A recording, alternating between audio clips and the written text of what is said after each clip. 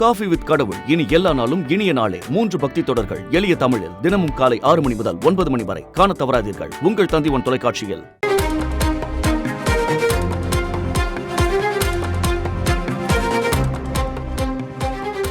வங்கதேசம் மற்றும் மேற்கு வங்கம் கடற்கரையை ஒட்டிய சாகர் தீவுகளுக்கும் கேப்புபாராவுக்கும் இடையே கரையை கடந்திருக்கிறது ரீமால் புயல். இது பற்றிய மேலும் விவரங்களை எமது செய்தியாளர் தாயுமானவன் சொல்ல கேட்கலாம். வணக்கம் தாயுமானவன், கரையை கடந்திருக்கக்கூடிய ரீமால் புயல் என்ன மாதிரியான தாக்கங்களை ஏற்படுத்தி இருக்கிறது? முழு விவரங்களை பதிவு பண்ணுங்க.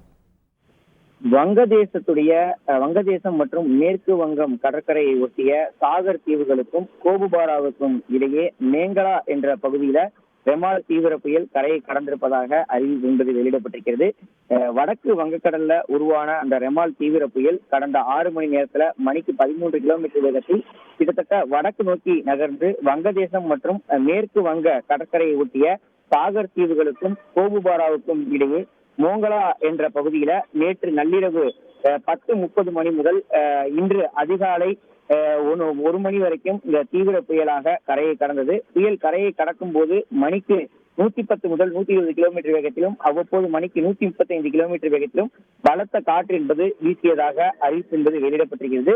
தற்போது இந்த புயலானது சாகர் தீவுகளுக்கு கிழக்கே 115 கிலோமீட்டர் தொலைவிலும், கேபுபாராவிற்கு தென்மேற்கே 105 கிலோமீட்டர் தொலைவிலும், கேனிங்கிற்கு 70 கிலோமீட்டர் தென்கிழக்கேவும், அதே போல் 50 கிலோமீட்டர் மேங்கலாவில் இருந்து 50 கிலோமீட்டர் தொலைவிலும் நிலை வருகிறது.